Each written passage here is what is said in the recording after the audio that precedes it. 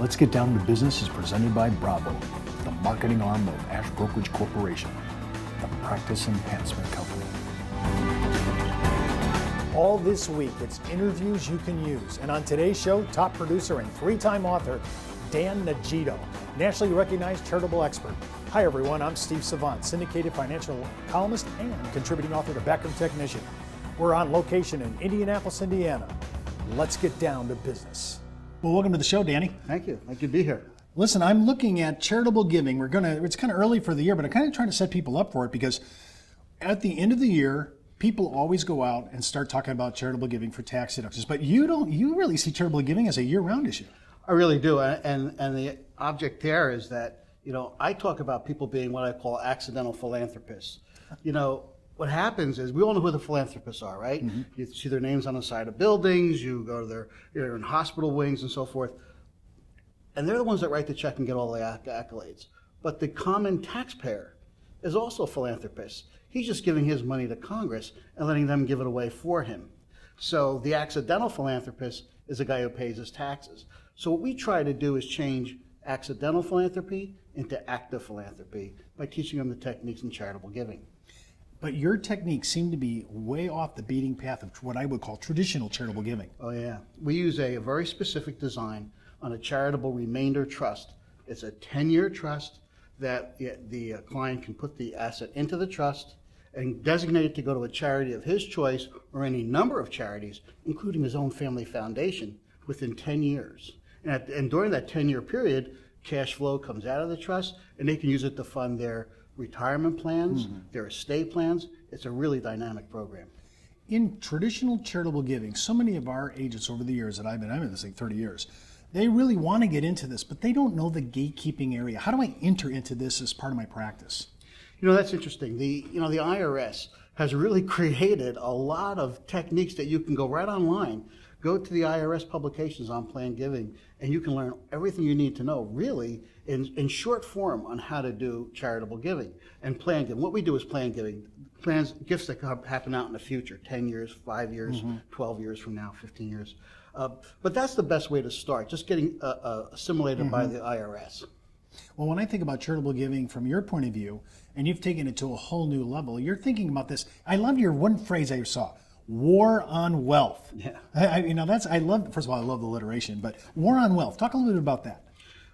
Okay, this is interesting because I believe that what happened in Washington with the Congress, and it doesn't matter if you're Republican or Democrat, this is not a political issue. Mm-hmm. This is a black and white issue. This is dollars. The war on wealth is really taxation on the income that you earn, and then the investment income that you earn, and then the capital gains on the investments that you made, and then if you're lucky enough to make some money and build an estate and then die, tax on your death. And if you're in a retirement, if you were going to retire, then you got tax on your retirement income. So you got tax after tax after tax, and that's not a war on accumulated wealth, that's a war on the accumulation of wealth, and that's a very dangerous thing. So are you using charitable giving to defeat that, or is that a secondary area? What if they gave a war and nobody came? Mm-hmm. Right? The idea here is, why, instead of leaving your assets to be taxed in this war on wealth, to be taken from you and given to areas you don't want them to go to, take the money away from taxation. Remove the money, put it into a charitable trust. Move it outside of the purview of taxes, outside of the war on wealth. And that's the best way to defend yourself against the onslaught of taxes. It sounds like you're saying to save taxes, I actually have to kind of give it away. But you get it back again. We get it back. And your family gets it back. Now, remember, we have, even though this show is really exclusive for producers, about 18% of our audience is consumers. So when you say this, we're going to have people online that are hearing you talk like this, and they're saying, I like what he's saying, and yes, after you told me all those, you just gave me the litany of all these taxes. Mm-hmm. Yes, how could I defend myself and keep that money? But you're saying not only could I be charitably benevolent, but I also can get some income back on this. Well, we're in the greatest industry that there is, the life insurance industry. And one of the things that we do with the income from the charitable remainder trust is we use that to buy a replacement insurance contract. Mm-hmm. That's triple tax-free if it's done properly. And what happens there is the money you take away from the government, the money you take away from their ability to tax you and then give it to the charities of your choice, you're going to actually replace those funds back to your children and grandchildren through the tax-free proceeds of an insurance contract that's paid from the trust income. Yeah, because I was going to say, it's all well and good to be a benevolent giver, but now my beneficiaries are kind of having a problem with all this money going out. But now you're saying, no problem. Charity begins at home. So pay them first. Yeah, we take care of the kids. We set up the trust. We remove them from taxation. We stop letting the government tell us what they're going to do with our money. We're going to give our money to where we want it to go, including if it's our own family foundation, including if it's our own donor advised fund. We're going to give that money away to the things that matter to us. We're going to get tax breaks, tax deductions, cash flow, build retirement assets, and then we're going to replace that fund back to the children with tax-free insurance dollars. You said a phrase that I'm wondering if our producers and consumers watching, this triple taxation. 3 times it's getting taxed. Just give us a little summary of that real quickly. Okay, you go out and you earn income. IRS tax you, 33%, 40%. Then you take that money that you pay tax on and then you invest it. And that generates more income. You get to pay tax again, dividend tax. And then you grow it. Maybe you grow it in your own business. Maybe you grow it in the stocks, whatever. It's growing. And then you decide to sell it. They get to pay tax again, capital gains tax. And then you die. And then your state's going to tax you, and the federal government's going to tax you. So it's actually 4 taxes. Wow. It's a lot of taxes, man. This is not a fun game. I just remember prior to Teddy Roosevelt, there wasn't any of these games. Well, what if you have money in a retirement plan? If you have money in a retirement plan, not only do you get to pay tax on that, all that deferred income, you then get to pay tax, your heirs get to pay tax when you die on all that deferred income. Do you know you can lose 40, 50% of your retirement plan assets to taxes? Not if you run them through a charitable remainder trust. Now you're going to cut your taxes down to 15, 20%. When we come back from the break, we'll continue our interview with top producer and 3-time author Dan Nigito. And don't forget, you can request a copy of Dan's book, The Power of Leveraging the Charitable Remainder Trust, right at www.downtobusiness.ashbrokerage.com. When you come in, you can register right on the site.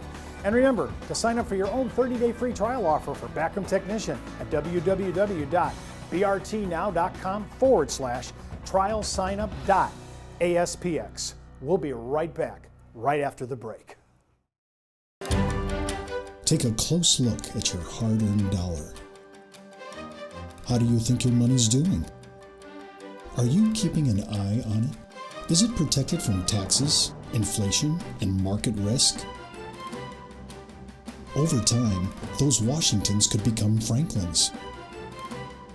With tax-advantaged indexed universal life, from one of the largest distributors of indexed universal life, Ash Brokerage.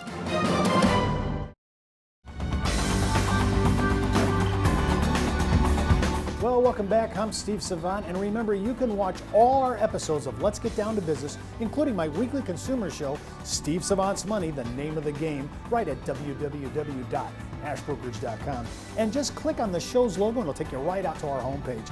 And just a heads up, before moving forward with any of the ideas you ever hear in our show, always consult your tax advisor, your legal counsel, as well as your broker-dealer compliance officer. Well, let's get down to business. We're continuing our interview with top producer and 3-time author, Dan Nigito. Well, welcome back to the second segment, Danny. We're talking about charitable giving, and I can't believe it, you wrote a book on this. And of course, if you want this, just write us at www.ashbrokerage.com and I'll send it to you. It's something that I want you to read. And Danny, I was reading some of the credits on the back. You know what? Bill O'Reilly, the Fox News Bill O'Reilly. Right. You know, you pay anybody a couple of bucks, they'll endorse anything. No. I'm only kidding. I don't think Bill O'Reilly endorses anything he doesn't believe in. No, he did. I've gotten to know him over the year. My son works at Fox and as a producer, and we've gotten to know him. And the first words out of his mouth when we asked him to endorse the book was, "No, I don't do that." And I said, "Well, I'm going to send it to you anyway." And 2 weeks later, I got it back with an endorsement, and we went to press. And that's a big feather to have in our cap. But he believes in the subject. He believes in what we're trying to do, which we're not just trying to avoid taxes for tax avoidance sake. That's not what we're about. That's not what I'm about. We're trying to build a whole new level of philanthropy, changed the entire face of philanthropy by getting people aware of what this accidental philanthropy is all about, making people aware of what the war on wealth is all about, and then showing them an alternative that builds charitable trusts, charitable futures, endowment funds. And then when he saw that, and a lot of people, other people as well, they like that idea because it's fresh, it's new, and it builds America the way Americans should be building America. Not through taxation and redistribution of wealth, but through doing what we want to do for ourselves, for our children and grandchildren, and building the charities that are important to us. You were already in the thick of charitable giving, but how did you find time, and what was the impetus that made you write a book? You're not really an author, right? Oh yeah, this is my third book. Your third book. Your third book. And I've written a lot of articles, and I'm always yapping about something. That's what I do. But it's my best release. I get up. As you can tell, I don't work out a whole lot. I get up in the morning and I write. I don't work out.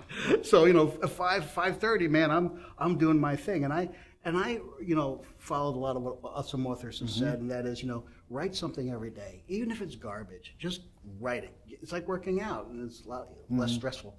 And you can drink coffee while you're doing it. You just write something every day. Before you know it, you've got something building, and you can pull and cut and paste and do what you want to do. It really is a nice release for me, and it keeps me in the game doing research and staying on top of issues. You kind of took this to another level because you actually are specifically involved in a foundation. Yeah. That's I have to say, that was news to me. I didn't really realize this. Talk a little bit about your foundation and how did you get involved in this? I was lucky enough to meet a man by the name of Frank Siller. Frank is the chairman of the board of the Stephen Siller Tunnel to Towers Foundation. The Tunnel to Towers Foundation was created out of the tragedies of 9/11. Stephen Siller was a firefighter who perished in the North Tower on September 11th. To honor their brother, who was a really gung-ho firefighter, the Siller family created a run that would raise money, a 5K run through the Brooklyn Battery Tunnel in the middle of Manhattan to raise money for the fallen firefighters and first responders. And over time, that has morphed into building homes for now our most wounded veterans, guys with 3 and 4 limbs being amputated. Specialty houses, right? Built specifically for their impairment. It's called Building for America's Bravest, or ourbravest.org. And these are homes that are custom designed. The whole home runs off an iPad. And counters come up, go down, doors open, and he makes these young men who sacrifice so much. It makes them self-sufficient again, which is more than anything that they could ask for, is make them self-sufficient. And you've been in these homes and see how they operate? We're building one now for one of our local heroes, Adam Keyes. He lost 3 limbs in Afghanistan, and I've seen it, and we're starting to build it now. It's tremendous. These homes are they're all over the country. It's amazing, and you can go online and look up ourbravest.org and see these actual homes being built and demonstrated.